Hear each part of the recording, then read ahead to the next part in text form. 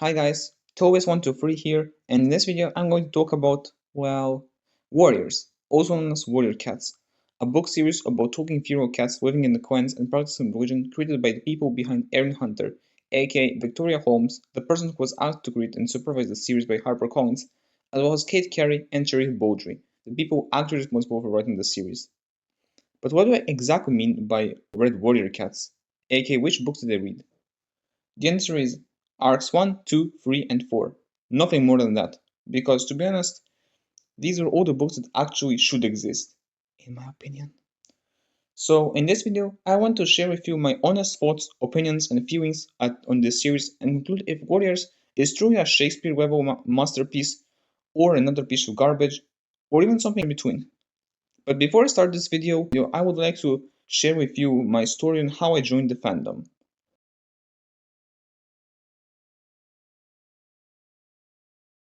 So, to start the review, I did not know what Warrior Cats was at all prior to 2022. You may ask, why not before 2022?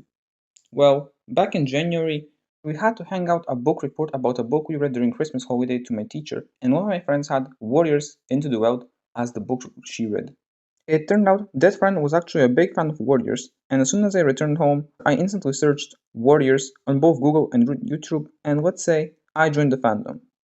From that day onwards, I spent most of my free time reading Warriors Wiki, watching Warrior Cats YouTubers, most notably Bright Garden Kira and Moon Kitty, and I quickly formed opinions, but mostly based on my vibes.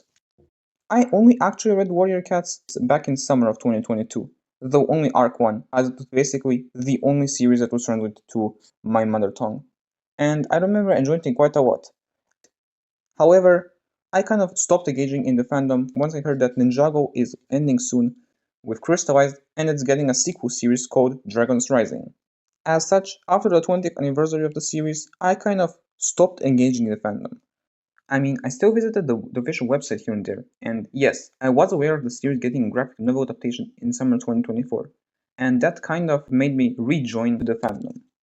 By January 2025, I was back in the fandom, baby, and I decided to finally reread the first series as well as read the second, third, and fourth series for the first time. So I went back into the wild to see if my expectations were met and to see if Warrior Cats was any good at all.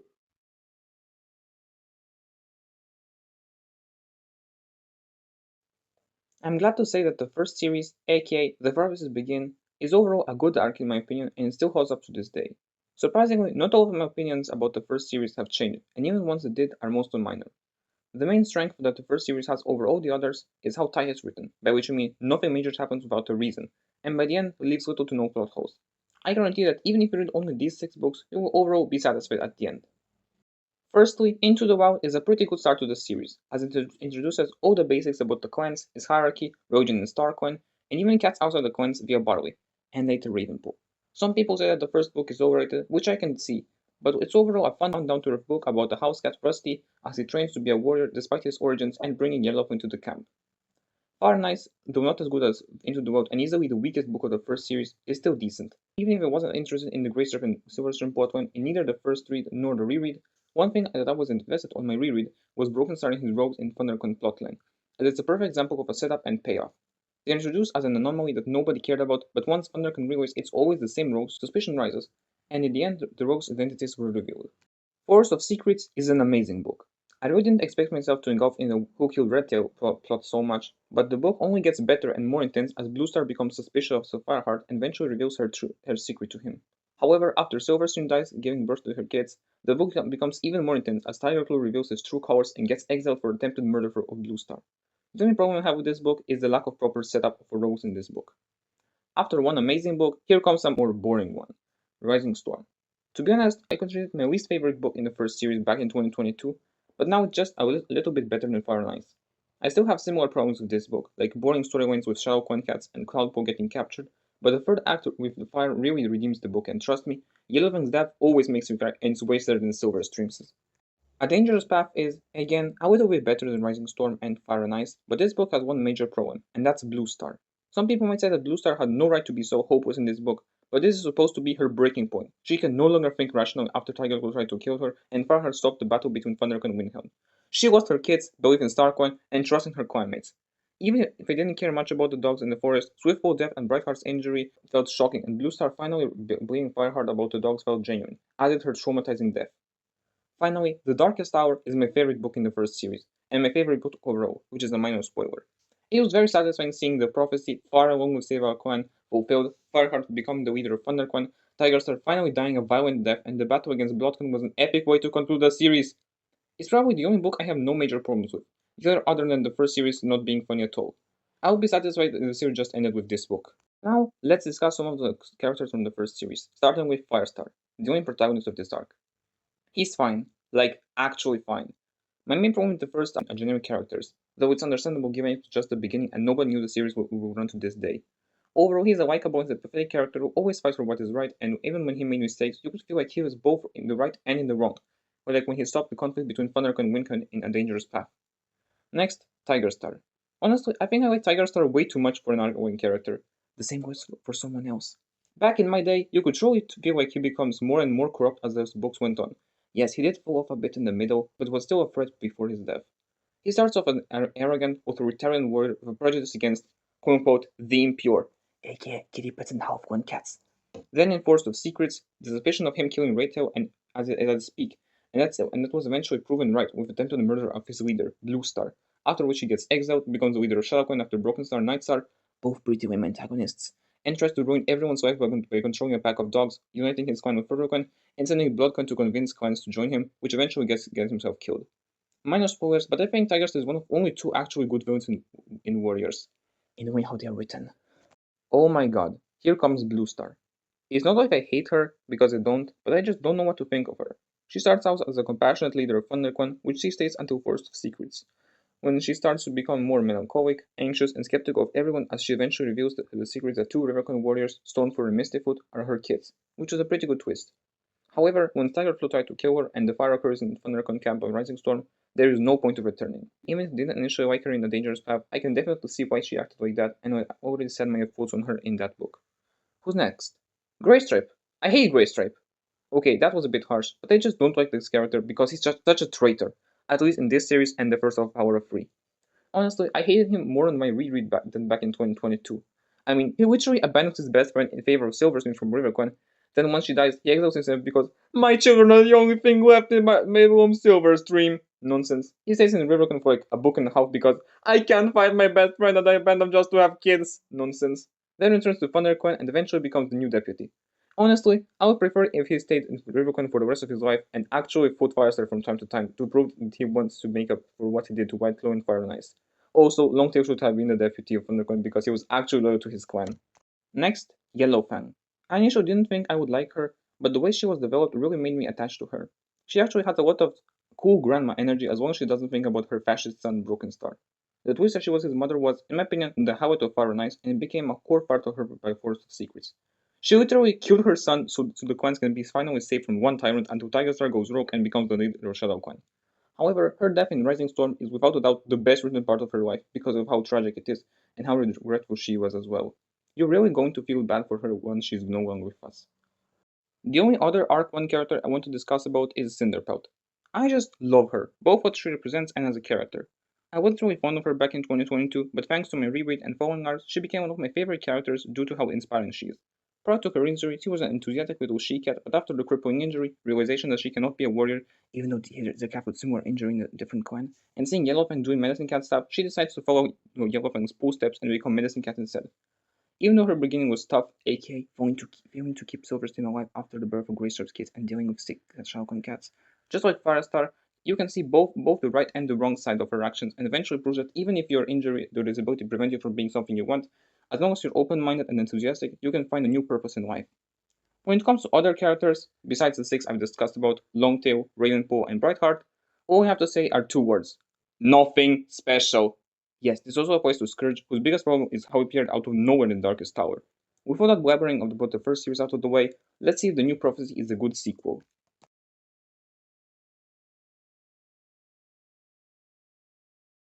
Unfortunately, the new prophecy isn't as good as the first series.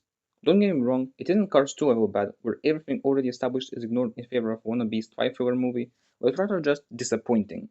Unlike the first series, where reading just it can be enough for satisfaction, Reading the new prophecy feels like missed potential and by replacing the grounded, cozy feel of Arc 1 with an overly ambitious plot that doesn't actually know what it wants to achieve in the end. At least just like the first arc, and unlike the latter two, side characters in this arc feel still realistic and are just as interesting as the protagonist, and there are still setup and payoff moments. Anyway, it's time to talk about the books, starting with Midnight. This book is literally the definition of being mediocre at best, in the way that it's really boring. For such an interesting premise of traveling to the Sun-Drawn Place, Midnight only scratches the bare minimum of an actual story in favor of things happening to Bramwell and his friends shenanigans. Also, Faris is a bit out of character in this book for some reason, or maybe that's just me. Of course, this book does have some positive qualities, mostly the mystery of Midnight, Tuli getting closer to the clans, that part when Feathertail lets herself get fed by Tuli, and everything with Purdy in it. Seriously, Purdy is such a cool character, with him having a similar charm like Mater from Pixar's Cars franchise, except Cars 2. On a more positive note, Moonrise is a pretty good book. Now that we know Two Eggs want to destroy the forest, it's up to Bramoclo, Squirrelpaw, and the gang to warn Leafy and the others about what will happen if they don't react. Or so we thought. The traveling cats end up being taken hostage by the tribe of Rushing Water, a group of cats that has nonsensical hierarchy in the region and are also scared of Sharptooth, a mountain lion that roams through mountains for some reason.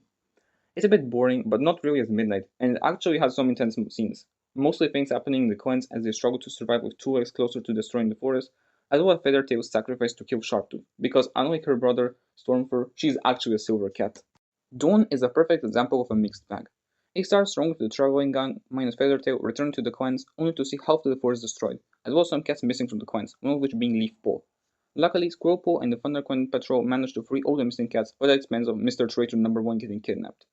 However, by the time ShadowClan loses his camp to Two Legs and RiverClan's menacing cat Mudfur dies, the book becomes boring instantly.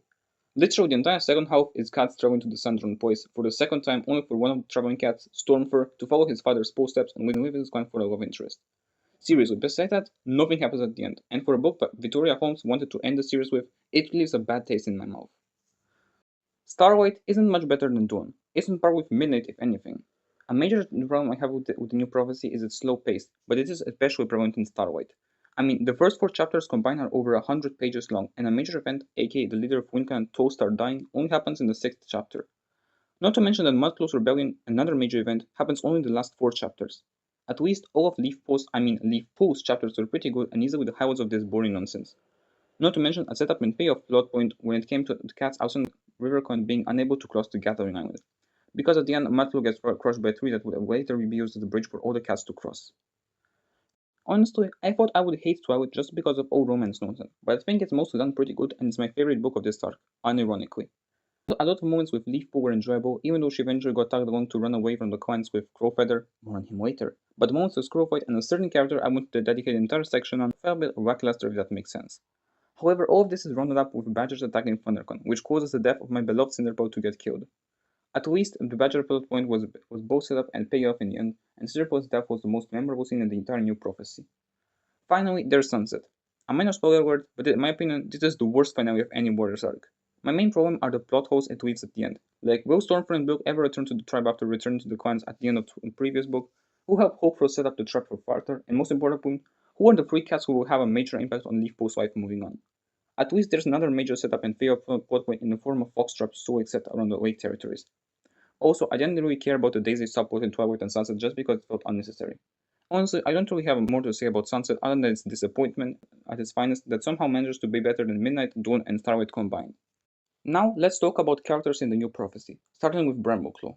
Honestly, Bramwellclaw feels like Firestar, except everything that made Firestar likable and sympathetic in the first place is just gone, if you know what I mean. Unlike him, he doesn't really develop or has a major character moment that defines who he is besides being Tigerstar's son, and even if you count that as his characteristic, it isn't enough for him to feel stigmatized like Firestar was in the first series. My main problem with him is the lack of proper flows within him. Basically, if Firestar is Transformers animated as Optimus Prime, aka as empathetic and likable but flawed protagonist, Bramwellclaw is Transformers Prime's Optimus Prime, a perfect, all-wise being with no flaws whatsoever. Not to mention that Bramwellclaw kind of becomes a nobody after killing Hulk first to save Firestar, which is honestly the only well-written moment with him as a focus. Luckily, Squirrelfoot is a better protagonist than Bramwellclaw, even not by much. Even though she's a point of view character in only Dawn and Twilight, a lot of the moments with her as a protagonist felt interesting and memorable. In my opinion, most of her plot point of view chapters were highlights of Dawn. Even if I didn't really care about her at the beginning, I can definitely agree that she only became more interesting as the book went on, even with her being a stupid love triangle. Other than that, I don't really have anything to say about her as I did with Bramwellclaw, but they will give her bonus points for being the only new prophecy protagonist who went through character development, aka learning to trust Bramoclo, as was the only one who didn't get fundraised at any point. However, Lipo is without a doubt my favorite of the new prophecy protagonists. Despite her having more point of view characters than in Bramoclo, most of her chapters, especially the ones involving her and the other menacing cats, are not boring to read, and unlike him, she's actually a sympathetic character and a relatable one too. I think that a lot of shy yet knowledgeable people can relate to her and her struggles of choosing to help the ones who are defending the nation, or a client in this case. However, the part of her where she shines most are all the memorable relationships she created, whether it be her respect for Cinderpelt or friendship with Sortel and Muffling. Unfortunately, her lack of overall development draws her a bit as a character, which I don't like, but come on, just look at that sweetheart. Before I continue talking about the characters I have something short to say for these three cats. For Storm first, you got your own kind of flavor of a random she cat from different cat group, like Father like Son. For Feathertail, you got yourself killed just to intensify drama aspect of warriors, like Mother like Daughter. And for Tony Pelt, your only purpose of going to the Sandra Twins was to get infected from rat bite and cause a delay of the gang returning home sooner. Okay, that was all a bit too harsh, but at least none of you are as unpleasant or as unlikable as Crowfeather. Gosh, I hate Crowfeather. But this time, my hatred won't be sugarcoated. This character has absolutely no charisma, charm, interesting personality, or anything to justify him going to the Sundren place. He was unlikable pretty much from day one, just because he was lonely, as Feta would say, and the only book in which he was somewhat tolerable were Moonrise and Dawn. But only the end of Dawn. Also, I would never forgive you for stealing Leafpool's heart in Twilight, which caused you both of you to leave your clans, finally getting attacked by badgers, and especially the death of my beloved Cinderpelt. To make matters worse, you only become more insufferable in the next arc, but more on that later. Overall, as Gordon, James, and Henry would say, you're a disgraceful, disgusting, and despicable character. On a far more positive note, we have Malfoy, one of my favorite characters in the entire series, and it seems like the fandom agrees with me. Even if she doesn't have the most interesting personality, the pure essence of a medicine cat who rejects Starcoin feels like a very fun idea and something the Aryans could have expanded more, and honestly, if she replaced Lipo as the third protagonist of the new prophecy, I would be completely fine with it because both of them are just as interesting as each other. Also, she should have been Leapo's love interest instead of Crowfeather because she's a much better character than him, and let's be honest, she and Leapo are more than just best friends. My only problem with her is the fact she's Tigress's daughter, but compared to her brother Hawkfrost, it's a minor issue. Speaking of Hawkfrost, I don't really like him. He's literally the definition of, hi, I'm Tigress's son, that's my entire personality type of character. Unlike his father, where you can clearly see how he's becoming more and more corrupted as the series goes on, Hawkfrost is way too inconsistent and as such feels like an antagonist only in Starlight and Sunset. Even worse, his only real crime in this entire new prophecy is setting a trap for Farser in the Sunset, and if you want to be technical, causing badgers to attack ThunderClan. Contrast that to his father, who made multiple crimes in the same book. Also, everything involving him and Bramaclo besides the end of Sunset felt like low points in the series. To quote Ratchet from Transformers Prime, for such a big, strong warrior, you are soft. Before I close the new prophecy segment of this video, I have to say that this is the only arc where the tribe of Russian Water actually works because they aren't assholes and seem like an actual culture distinct from the clans. Too bad I soon get fundraised in the next series, that being Power of Three.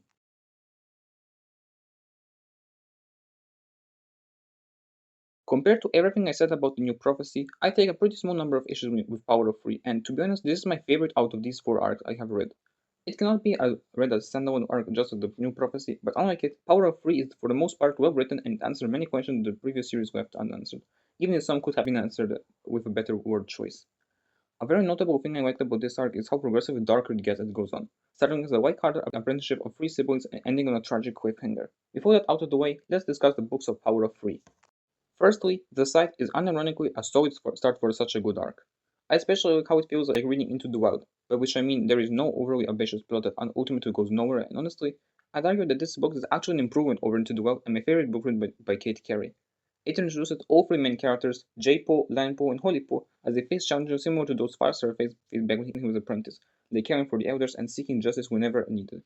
I especially love how J-Po wants to do great things in life despite being blind, and at the end this book saves his brother and a certain little asshole from a badger hole, at least if I remember correctly. The only problem I have with this book is the return of Mr. Traitor number 1, aka Greystripe. On the other hand, I don't have much to say about Dark River, other than it's another good down-to-earth book, even if not as good as the site. Contrary to most forbidden romance relationships, I was actually invested in the relationship between Lion-Po and Heather-Po, even if minimally. I can also say a similar thing for the relationship between Holy-Po and Willow-Po, but in my opinion, the interaction between Lion-Po and Tiger-Star were easily the highlights of Dark River for me, especially because the end felt too similar to the one of the previous book and opened a possibility for a Lion-Po villain arc. And now we move on to my least favorite book and my biggest problem with Power of Three, that being Outcast. This book just sucked, and I'm not even sugarcoating it. It's so bad it's terrible. The three protagonists serve no purpose to the overall plot, the tribe is extremely mean to the cats who made the journey to the Sandron place for no reason whatsoever, and they're blaming Stormfront and Brook for the deaths of some cats even if they weren't responsible for it. Not to mention that Crowfeather is also extremely mean in this book, even more with his stupid son Briseau, to whom he shows no love or affection, and worst of all, when his son hurt his tail, he's like, I don't care, son. Seriously, Crowfeather, I expected more from you. The only redeeming quality I can think about this right now is that Ferdy is still a great character and his parts were the best. On a more positive note, Eclipse was a very fun book to read, and I'm not even exaggerating. It's literally on par with the side for Kate Carey's best book. This book has some of my favorite moments with J-Po as the point of view character, as well as a major battle that involves all four clans fighting until the eclipse itself happened, which was a fun and intense moment to read. Even if I wasn't particularly interested in most things around Soul, who's supposed to be a quote-unquote antagonist, more on him later, at least he was introduced with some level of respect and mystery to him. Also, Mouse Wizard still having beef with squirrels is a pure comedy code, and is probably the book I have after which stopped hating Greystripe. Long Shadows! Is there anything to say about this book other than being amazing? Of course, I was just joking. This book is my favorite of the entire arc, even if the first 10 chapters feel a bit disconnected with all that subplot about getting Shadowclan to believe in Starcoin again. I think it would be an even better book if it wasn't for these chapters, because you could have sucked all the filler out of this book and stick it to the end of the Eclipse. But the parts I was most invested in were the first part of how the tribe of Russian Water came to be plotline, and obviously the fire scene, which definitely exceeded my expectations, and I got involved in it so much I had to read the entire moment out loud. And by that I don't mean just the dialogue, the entire chapters 22 and 23.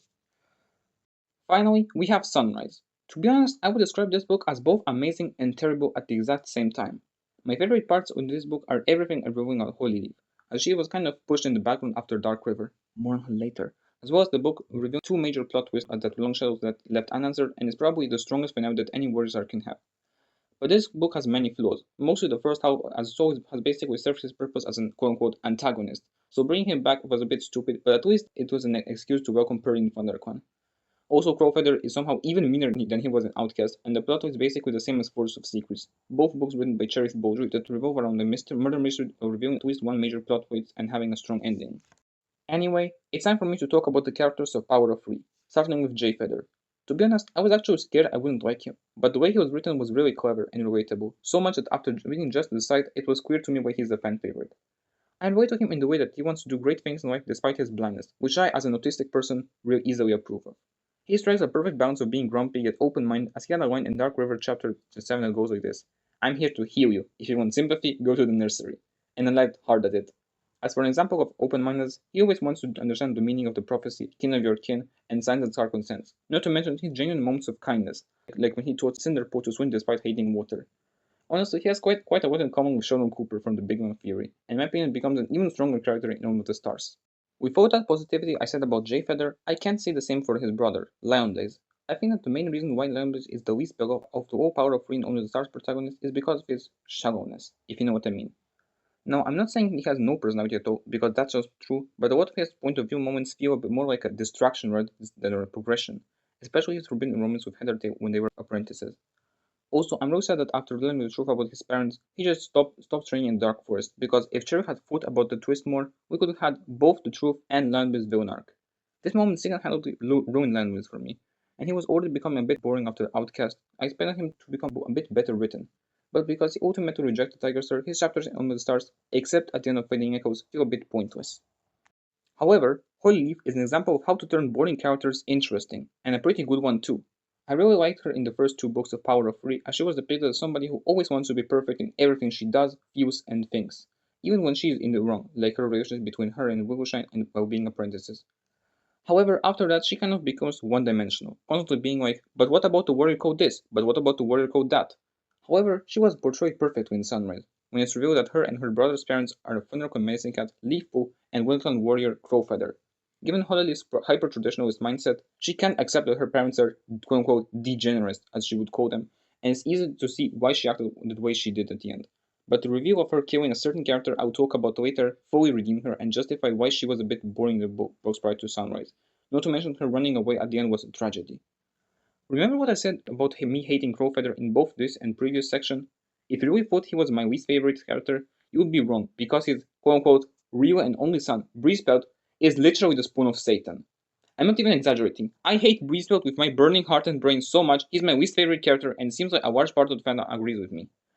To describe him in as little as I could, It would be if the big bad wolf and I, aka Crowfeather, had a son, his name would be Bigger Worse Wolf. Seriously, he's the whiny asshole that just wants to be in the center of attention 24/7 because my father abuses me, so I will abuse others.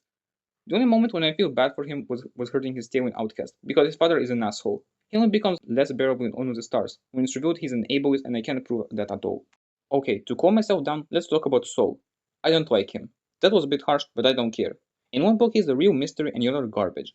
Saul is out of all antagonists written the worst, in my opinion at least. I really tried to like him, but it only lasted in a quick, as in this book he has some level of mystery, integrity, and respect that just isn't present after that. I mean, once he finds out that Sharkon believes in Sarkon again, he's like, "Oh no, my plan failed, so we have to run away." But he returns immediately in the next book as he was the main suspect of a murder. But by chapter 18 or something, he leaves because being like, "I don't care about the murder, so I shall leave the clan without anyone noticing." He's such a coward for an antagonist like him. Also, I can't believe he's more menacing in the one book of Omen of the Stars than he's in the second half of Power of Free. And when I say that, I'm dead serious.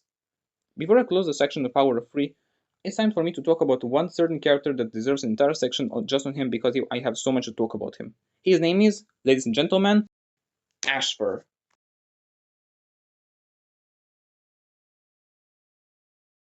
I know this is a very controversial statement within the Warriors fandom, but Ashfur is 100%, unironically, and without a doubt, my favorite character in the entire series. I mean, my name on DeviantArt is literally Ashfur fan forever. But please, before you start commenting anything saying rude things about me, let me explain why I like him so much. My first reason for loving him is that he is one of rare Warriors villains who is, for the most part, well written. He is overall a unique villain because his ultimate goal doesn't align with any other Warrior villains. Pretty much the main goal of every other Warriors villain is the destruction of all clans, including Star Clan, so they can establish a dictatorship over the entire territory the clans left for them, or, in Soul's case, turning all cats in a bunch of irreligious anarchists. However, Ashford had a different, simpler vision.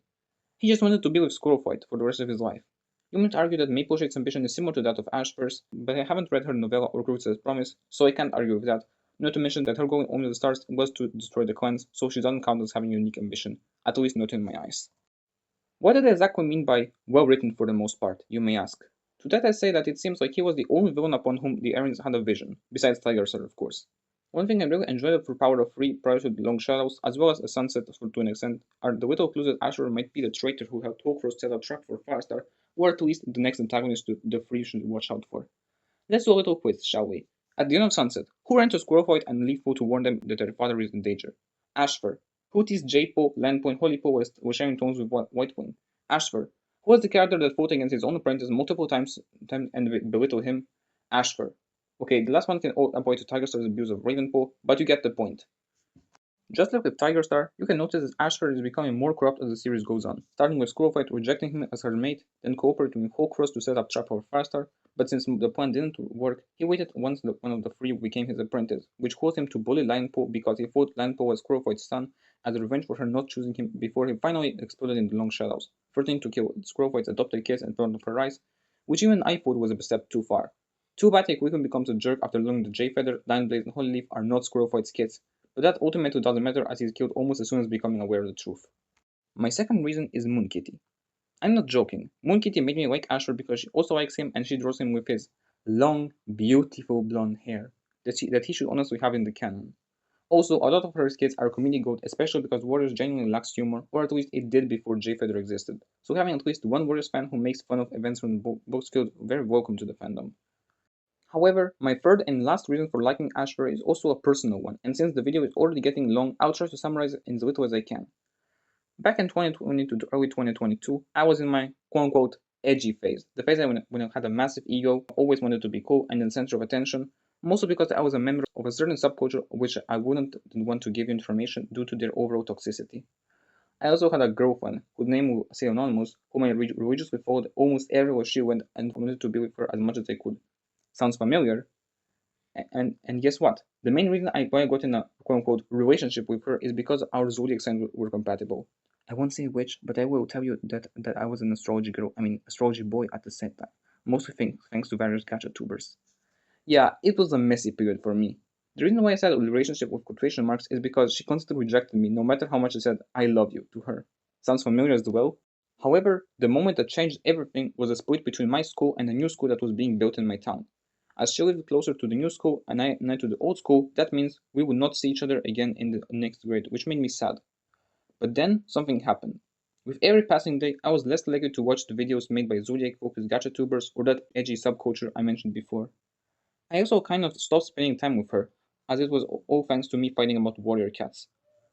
After I read the article about Ashur on Warriors Wiki and even the Villains Wiki, I realized that I was becoming him. Despite everything he has done, even with all that broken code nonsense I will probably never read, he quickly became my favorite character because he was a constant reminder of what I could have become if it wasn't for my school splitting and warrior cats. To this day, I'm still glad he stayed my favorite after everything in between. Oh, and if you're wondering, yes, I am very nostalgic to that edgy phase. Despite everything I said, I have two problems with him. The first one being him becoming a jerk at the end of Long Shadows. I know this is more of a nitpick, but it was sad seeing him going to, "I'll kill your children in front of your very eyes, Kurofight," to, "After fire goes out, I'm 100% sure I will expose Kurofight to prove that she should have been chosen me over that asshole Bramble cock." The biggest problem with him, and the one everyone has as well, is him going to Stark when he should have gone to the Dark Forest, especially after attempted murder on two of the three who hold the power of stars in their paws. I know this is a spoiler for the next series, but the only excuse the Yellowfang thought of was, "Oh, he just lived too much." Believe it or not, but unlike Ashur, Michael of Winken deserved to go to Starkwind because prior to Starwood he was a loyal warrior who would die for his clan multiple times if necessary. However, Ashur prioritized himself over the clan when it came to his goal, and the warrior code says that the clan, aka the collective, is more important than the individual, which meant he didn't care about the rules like Mudclaw did. With my justification of liking a hated character out of the way, it's final time for Omen of the Stars.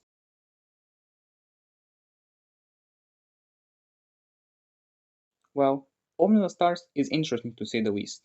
Compared to the first three arcs, I don't hold any strong opinions on the overall arc due to it being a mess.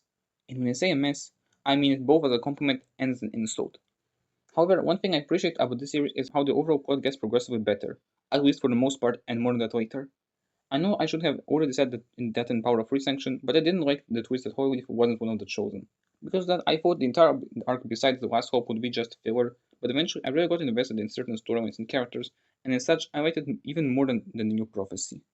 With the introduction out of the way, let's discuss the books of Omen of the Stars, starting with The Fourth Apprentice. This book just sucks, and it's the worst start any arc can have. The Fourth Apprentice is basically if you rewrote Midnight and Moonlight but stuck out all the good aspects from both of them. In both this book and the Affirmation 2, two main characters set on a journey with some cats from other clans, while the Menacing Cat protagonist stays behind. The traveling cats on both journeys meet at least one kitty pet who helps them in the end to achieve their goal. Also, a random river cat with the suffix tail dies in the journey because some other animals are causing trouble either to the clans or to the traveling gang itself. I could forgive Cherry Boulder for Sunrise being a Forest of Secrets ripoff, but try write two ripoffs of your previous books in 1 year. Still, it's better than Outcast, but not by much. Surprisingly, I don't have much to say about Fading Echoes. I'm not saying it's bad, but rather a bit boring. Yes, the tree falling scene was dramatic as the tree killed Longtail, who was the definition of missed potential after suddenly becoming blind in New Prophecy, and crippled Briarlight, though more on her later. It was really interesting finding out that cats don't live forever in Starkwind, as well as the point of view in the Dark Forest via Ivy Pool.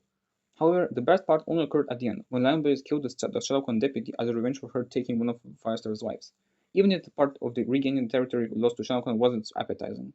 Also, Mr. Star is rude to Muffin just because of her being an atheist, which is bad, I guess. However, Night Whispers is the book in which Omen of the Stars actually reveals its true colors.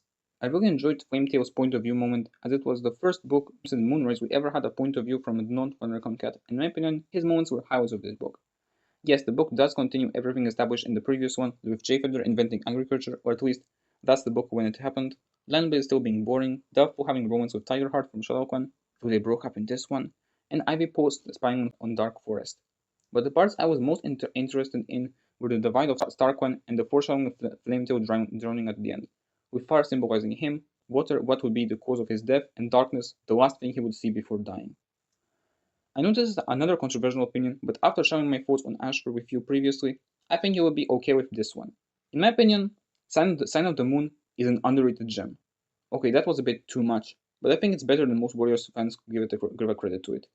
Yes, it reveals that Ashfur somehow went to Starcoin, as well as its flavor as plot don't contribute to its quality, but I somehow liked it. I think it was pretty sweet that Dublin became a warrior despite catching nothing because Icecloud was stuck and Dublin was the only one fit for going to the tunnel and saving Icecloud, which proves that warrior doesn't just hunt and fight against other clans, but for its own clan. The tribe was also surprisingly not as mean as it was in Outcast, and the second part of how the tribe came to be, story 1 was finally finished thanks to Jay Feather. Too bad he's the only protagonist actually doing something worthy of plot in this book. If I have to pick my favorite book in this arc, it would easily be The Forgotten Warrior. Wait, I just realized that for the 3 arcs in a row, my favorite book is the 5th one. Interesting.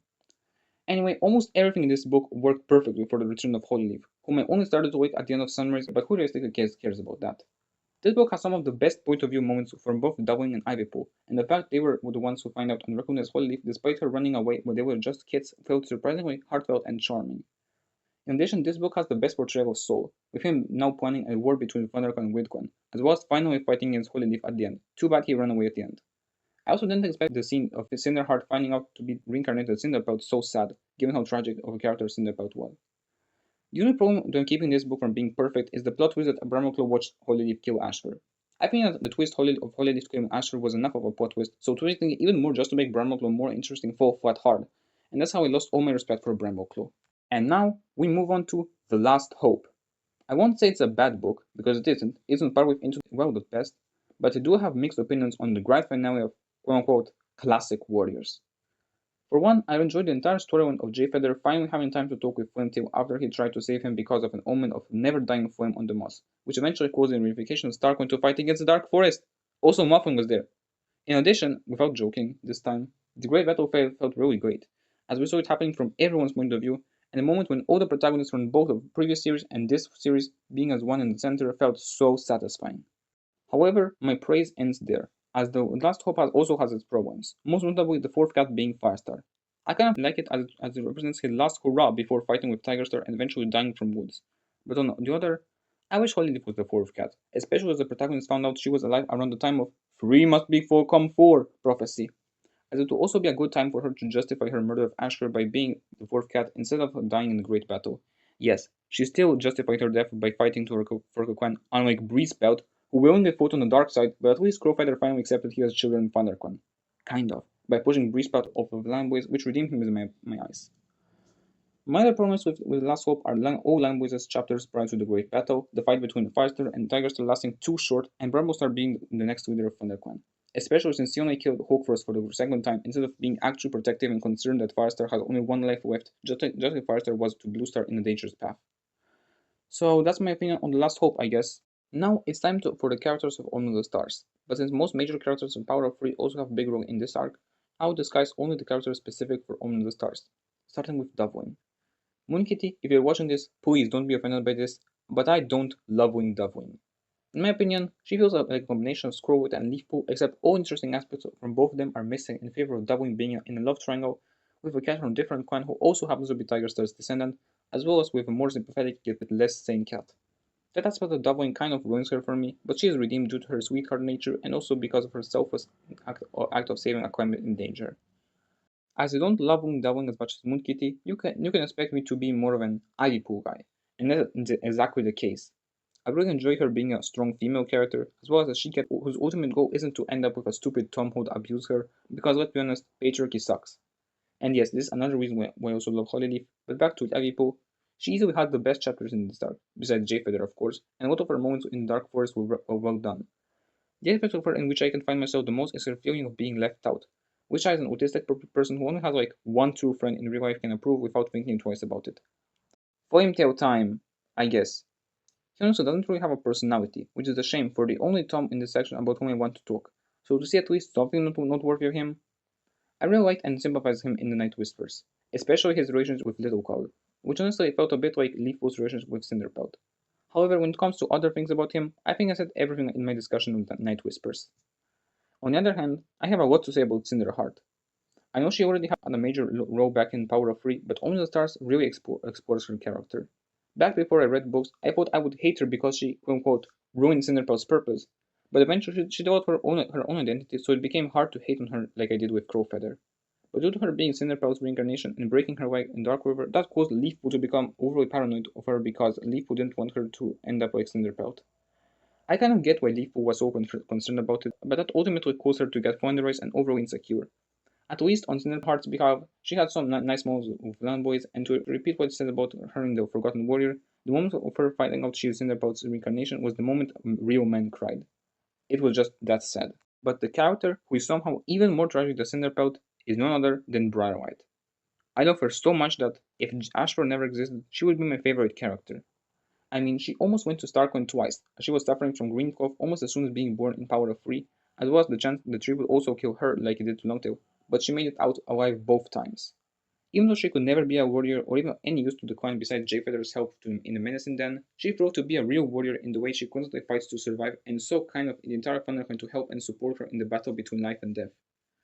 I might be alone in thinking this, but Briar J is the only good Jayfeather ship, as Jayfeather helps Briarwhite to become stronger, and I think there could have been moments of Briarwhite softening Jayfeather's grumpy attitude.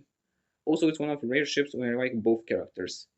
When it comes to other characters from Power of Three and Nominal Stars, like Berrynose, Puppy Frost, Tigerheart, Blossomfoal, and Bumblestripe, I don't hold any strong opinions and I reserve mediocre characters at best, though I kind of sympathize with Blossomfoal for feeling left out after her sister's injury.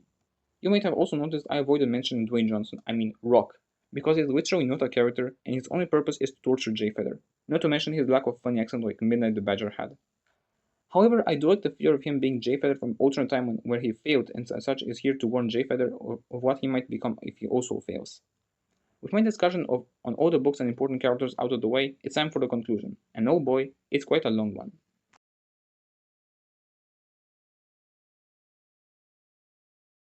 Remember when I said in the intro why I think only these four arcs should exist, as well as the term quote-unquote classic warriors? Now it's time to talk about what I meant by this. The way I view a lot of media pieces, whether it be movies, TV shows, video games, though I'm not a gamer, or books in this case, is the following motto. Once the soul is gone, there is no need for continuing. I know I probably made up this motto, but what I want to say by it isn't made up. From the very first book, we followed Firestar as he joined the forest, learned about the clan's culture, worked hard to be the best warrior he can be before eventually becoming a noble yet not perfect leader. Firestar was the soul of warriors. I know I probably offended at least one Jayfeather fan, but that's besides the point. His life was the main focus of the series, and even after the first series, he was still an important character, somebody who had a life, personality, and relationships. You may ask now, then why did you also read arcs 2, 3, and 4? Well, even if I said I would be completely satisfied if I just read the first series, that's from the perspective of an average consumer, and not a true fan. I wanted to understand why certain characters like Squirrelfight, Mothwing, and Jayfeather are so beloved by the fandom. I was experiencing the end of an era with the last hope finally killing off the soul of warriors, aka Firestar. And now when I read the first four arcs, I don't think I will ever have to read anything Warriors related in a long time. Also, if you have been wondering what I consider quote-unquote classic Warriors, by that term I include all books released before 2016, plus Rainforest Farewell, as Victoria Holmes has worked on most of these books, plus some other controversial novellas, but let's not worry about it. And yes, I also know that Bremoster Storm and Doubling Silence exist, but I don't worry about it currently. However, The Last Hope may not be the end of my history with Warriors, besides this video of course, as somewhere in the future I might read some other books in the series I decided not to read because they felt distracting or unnecessary feel like only by the fans. The list of the books I might read include the following. The entire Dawn of the Clans arc, as it explains how the clans came to be, Super Editions, Farstar's Quest, Blue Star's Prophecy, Prophecy's Promise, and Toaster's Revenge, novellas Holy Leaf's Story, Leafpool's Wish, Doubling Silence, Mapleshade's Vengeance, and Ravenpool's Farewell, and all the mangas except Winds of Change and Exile from Shadow Clan. As you probably guessed it, most of these books I listed are well known and beloved at fandom, but don't expect me to read any of these books anytime soon, because only Starkman will tell the future. And now it's finally time for my final thoughts.